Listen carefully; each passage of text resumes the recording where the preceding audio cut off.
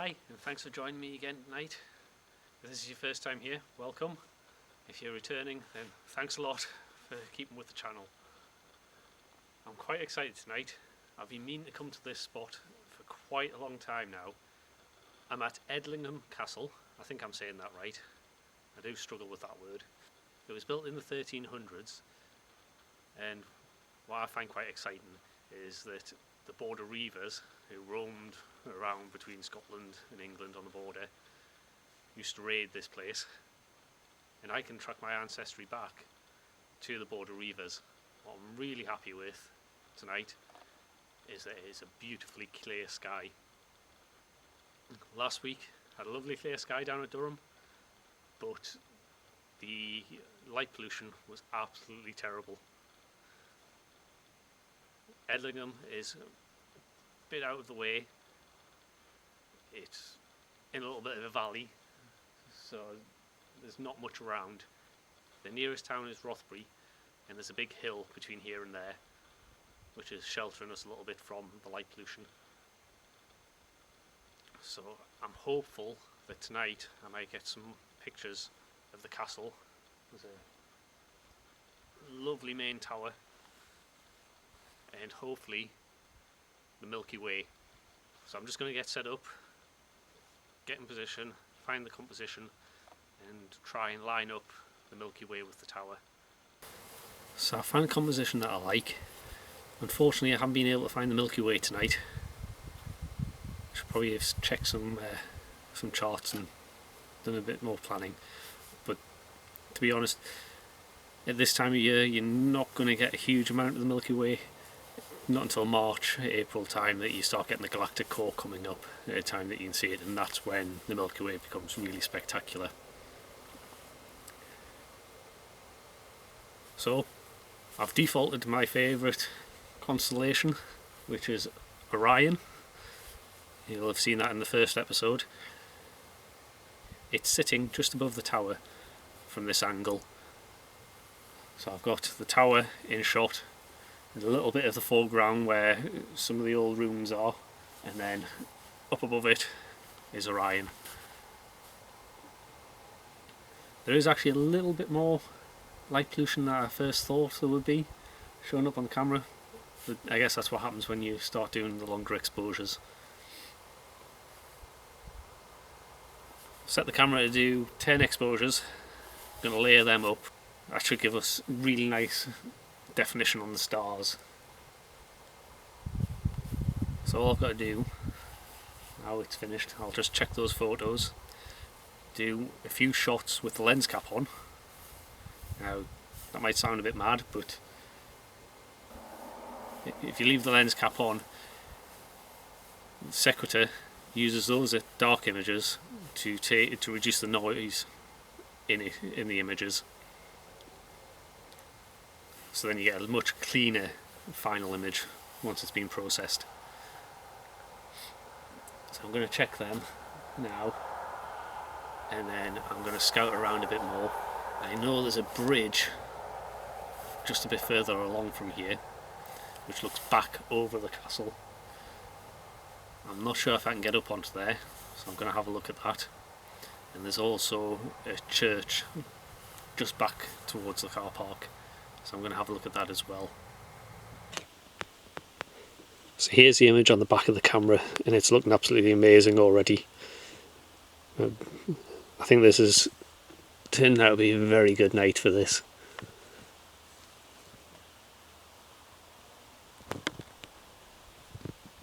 It's not the easiest thing to see on here when it's on the back of a camera. You can just see the top right of the tower, that's where Orion is.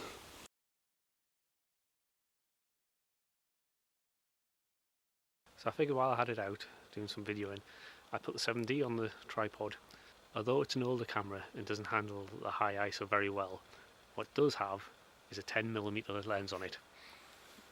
So even with the crop sensor, that's 16mm, which is a lot wider than the lens I have on the 6D.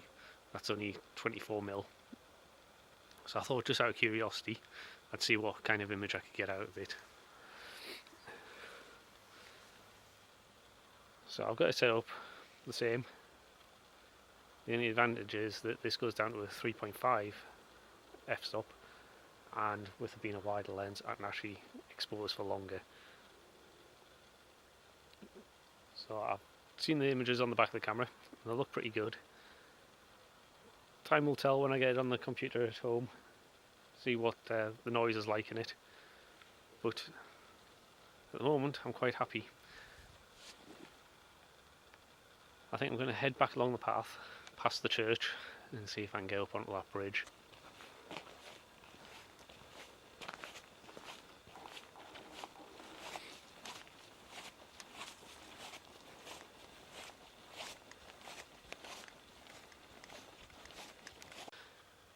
So I've walked across the field, which is a little bit nerve-wracking because at the entrance there was a sign saying that there was bulls in the field. Didn't see anything, luckily. But I've got here to the bridge, or the start of the bridge, and unfortunately there's a sign saying that it's private land. So I'm not one for trespassing. I like to respect farmers and people's land, so I won't be going onto the bridge today. So I guess I'm going to have to head back to the car. There are a few people, there is somebody around by the church taking photographs by the looks of things. So I don't think I'm going to get any pictures of the church either tonight. I don't want to disrupt what they're doing. So I'm going to go back to the car, have a think, see what time it is, and either head home or try and find somewhere else on the way home. So it looks like the other people that were here taking photos have got what they wanted and gone home. So that means I can get some pictures with the church in it. So let's give that a try. I've come a little bit away from the church, not too close, try and get the whole thing in. It's lovely out here tonight. Don't know if you can hear it on the camera, but there's a few owls around, making some interesting noises.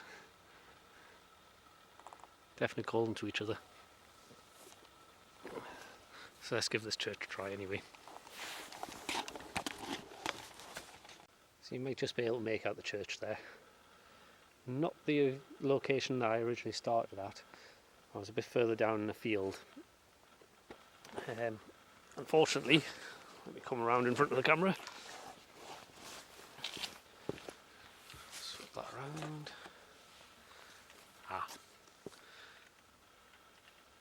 Yeah, it's happening again. Unfortunately, it's starting to get a bit cold and a bit damp out here.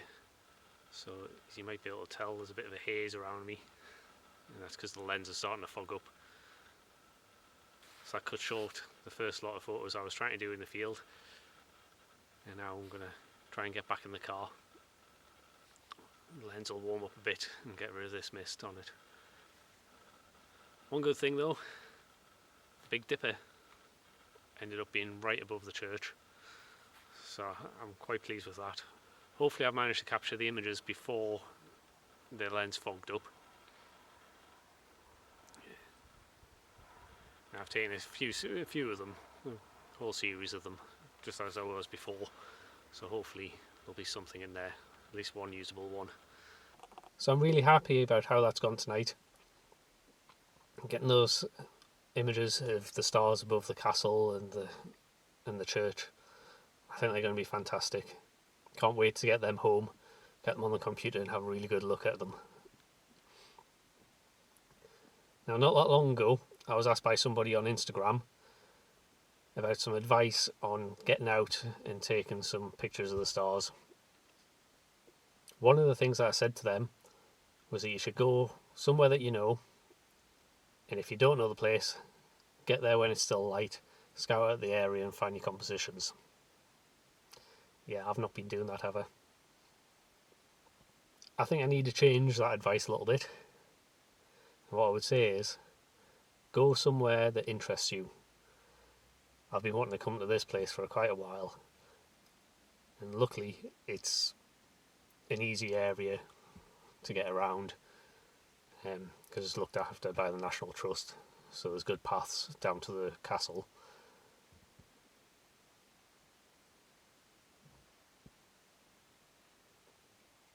So what I would say is that